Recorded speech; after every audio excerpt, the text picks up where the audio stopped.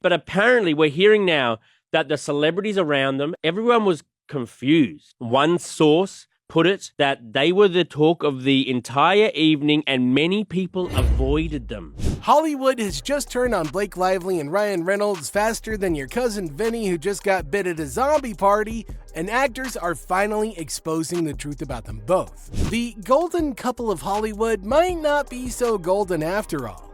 Other actors who've worked with them are now speaking out, revealing shocking details about their behavior behind the scenes.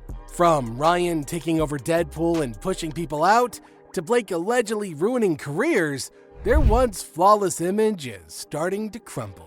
One actor Ryan Reynolds asked to return for Deadpool and Wolverine was Robert Downey Jr., saying he wanted him to share a scene with Jon Favreau. Jon Favreau does actually have a very big scene in the movie Deadpool and Wolverine, but that scene was originally written with Robert Downey Jr. taking the main stage and Jon Favreau only being a small part of it. He even wrote the scene in 2018 just so it would make sense for Robert Downey Jr.'s character to be in there because it does take place before the events of Avengers Infinity War. First up, I'm a dude disguised as a dude playing another dude, talking about Robert Downey Jr.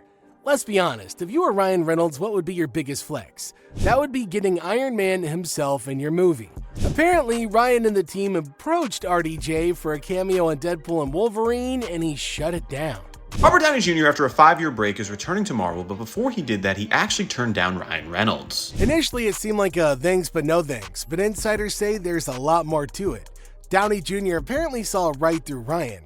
He wanted nothing to do with Ryan or the way that he was running the project. When Ryan Reynolds approached Robert Downey Jr. with the script, he said he was completely shocked he got an instant no. Hollywood talks, and one word is that Ryan's behavior was getting worse behind the scenes, such that the original Deadpool director Tim Miller even left the project because of creative differences. Appearing on the radio station KCRW, Miller revealed the reason for his departure, saying, Ryan wanted to be in control of the franchise. Ryan's the face of the franchise, and he was the most important component of that by far. So if he decides he wants to control it, then he's going to control it. And if somebody as big as Robert Downey Jr. wouldn't want to be involved, you know something's up. Now, Jr. isn't the only one who wants nothing to do with Ryan. Let's talk about the man who literally created Deadpool, Rob Liefeld. Think about all the effort and energy you put in towards creating an iconic superhero for today only to be completely erased from its success.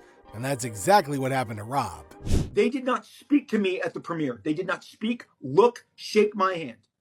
It was classless, and it was honestly, from where I stood, deplorable. They did not speak to me. I pick a name, not just mine, pick a name. My email to them said, you do not have a history of treating creators great. Not Rob Liefeld, good creators. The Kirby estate sued them. The Ditko estate sued them. You know, years long, and guess what? Guess who coughed it up, okay? Rob and his family weren't even invited to the Disney after party. Let that sink in for a second. The creator of Deadpool wasn't welcomed to his own movie's event. And to make it worse, the photos of him on the red carpet were reportedly deleted before being posted anywhere. According to Rob, the whole deal was meant to embarrass him. He tried to get his family into the party, but they were turned down. At that point, he was done with Marvel.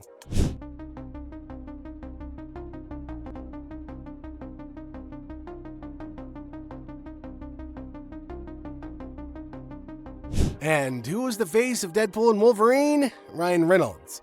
So it's not really a stretch to think that he had something to do with all of this.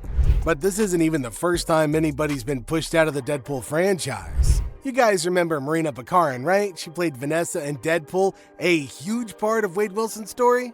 Fans loved her, and she was set to return for Deadpool 3, and then suddenly, she was out. Looks like a pattern is emerging as I found this blind item from July of 2024 stating that Ryan Reynolds completely iced out his co-star, Marina Baccarin, I think it is, and she was not included in any of the promotion for Deadpool and Wolverine. And when you think back to it, yeah, she wasn't.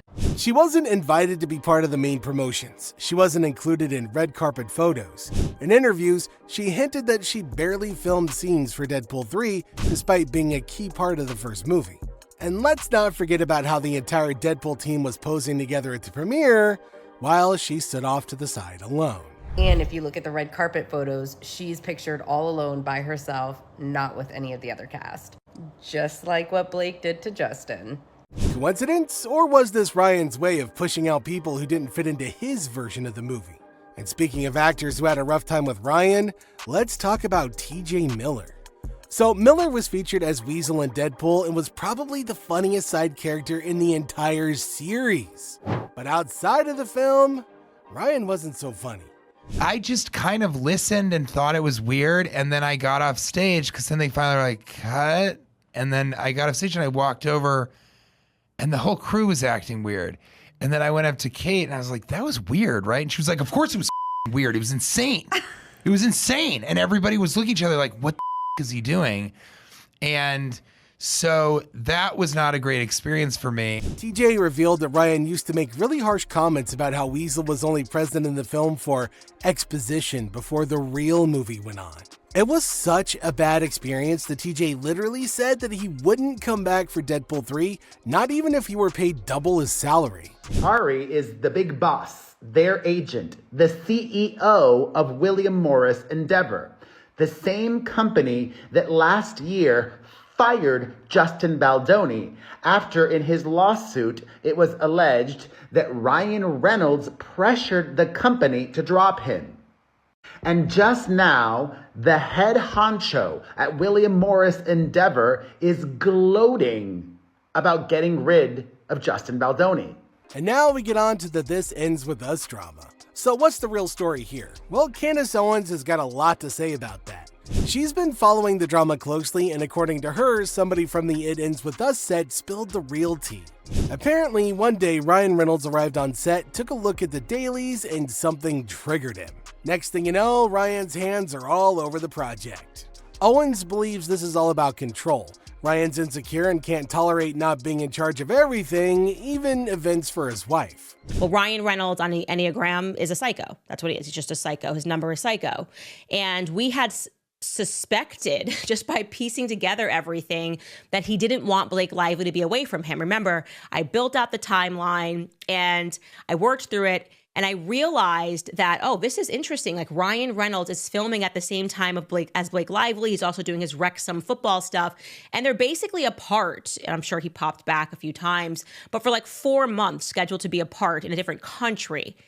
And yeah, I felt that Ryan was kicking up some dust because he didn't want to leave Blake Lively alone. And speaking of people seeing through the act, Martha Stewart's not here for Ryan's funny guy image anymore. He's probably on the list just because he covers himself up in his movies and you don't see his face. Ryan Reynolds, is he one of those? She recently made a comment about Ryan Reynolds saying he's not actually funny. However, after that comment, people started speculating that she might actually be hinting at something deeper. And you want to know something? He's not so funny in real life. Really? No, he's not so funny. He's very serious. People think she was calling out Ryan's fake personality. The same personality that lets him take over movies, push out co-stars, and make everything all about him. And the way the stories are emerging, it becomes evident that Hollywood is waking up from its slumber. From Robert Downey Jr. rejecting him to Deadpool's creator walking away, and from actors calling him out for his behavior, the cracks in his reputation are becoming impossible to ignore. As for Blake, well, she is right there beside him throughout all of this. So maybe, just maybe, she's not quite as innocent as everybody thought she was.